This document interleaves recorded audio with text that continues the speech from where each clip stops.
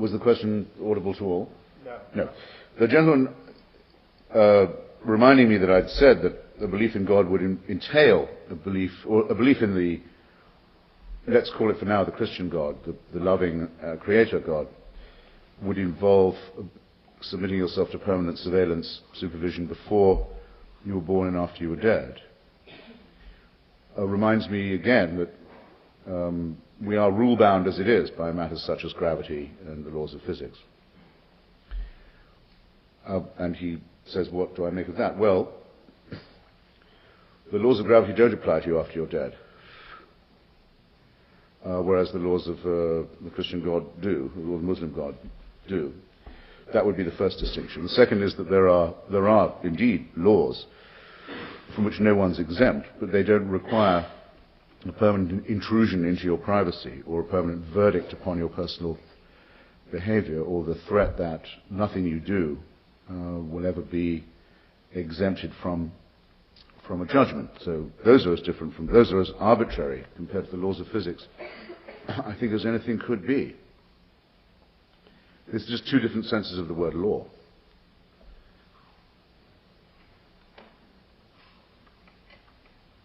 The question for me would rather be, this being the case, why do I care? Why do I, so to speak, why do I bother? That's a very good question. It also doesn't have any conclusive answer. What if it's random? Then why be interested? Right over here. Aaron?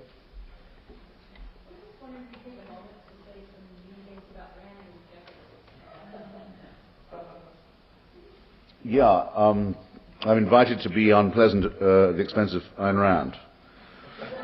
and objectivism. Well, that's easy. Well, the novels. First, I mean, as I keep trying to say that, in my view, there's more morality in a novel by George Eliot than there is in any of the four Gospels, or the four of them put together. I care very much about literature as the place where the real dilemmas, ethical dilemmas, are met and dealt with. So to have novels as transcendently awful as Atlas Shrugged and The Fountainhead sort of undermines my project. And then, though I have some respect for the virtue of Selfishness, a collection of essays, and I've argued about them with the chairman of the Federal Reserve, as a matter of fact. By the way, a state Federal Reserve bank is not part of the libertarian program. Though Mr. Greenspan seems a bit iffy about this self-evident proposition. I don't think there's any need to have essays advocating selfishness among human beings. I don't know what your impression has been, but some things require no further reinforcement. Reminds me of Lillian Hellman was once in her declining years talking at some campus, and she would peer out over the crowd with her very thick dark glasses, and there was a squawking question from somewhere in the back, said, "Ms. Hellman, why haven't you endorsed gay rights?" And Lillian Hellman sort of blearily peered again and drew herself up and said, "Well, I wonder what word I'm allowed to use in this august company." I'll quote her directly then. She said, "The forms of fucking do not require my endorsement." I wasn't that much of a fan of Miss Hellman. She could be a real bitch, but I thought that said it more or less all. So to have a book strenuously recommending that people be more self-centered seems to me, as the Anglican Church used to say in its critique of Catholicism, a work of supererogation. It's too strenuous. Let's open it up to others, and let's start with Jim Peters. Well, I think finally I disagree with you, but it's been a delightful afternoon. Thank and you. You are the most pleasant person dealing with unpleasant things that I think I've ever seen. So I think you have a gift for that. Just trying to work out if that's a compliment or not. Well, let's see. I think you understood. Bring it on, bring it on.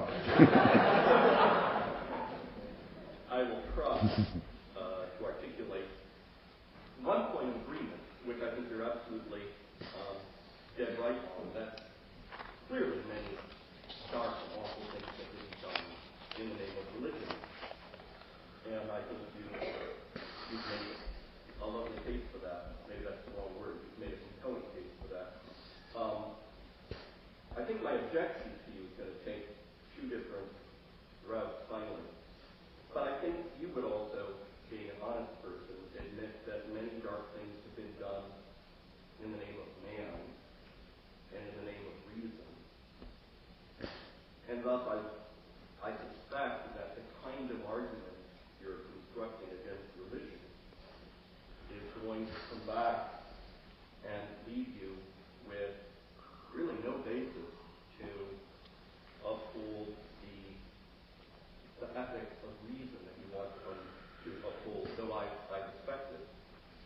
I also think if you want what I think you're calling evidence or religion, which I think I agree with you is not there in the sense that you are looking for it, but I don't think in your worldview you're going to find evidence, really, for the ethic that you're defending that I, in many ways, agree with. So I'd like to know, I think, two things. If it's not the case that if religion, in your mind, is such a negative thing because of the often atrocious track record that it has in history, if based on that, you're not left, one, with really having to say the same thing about reason.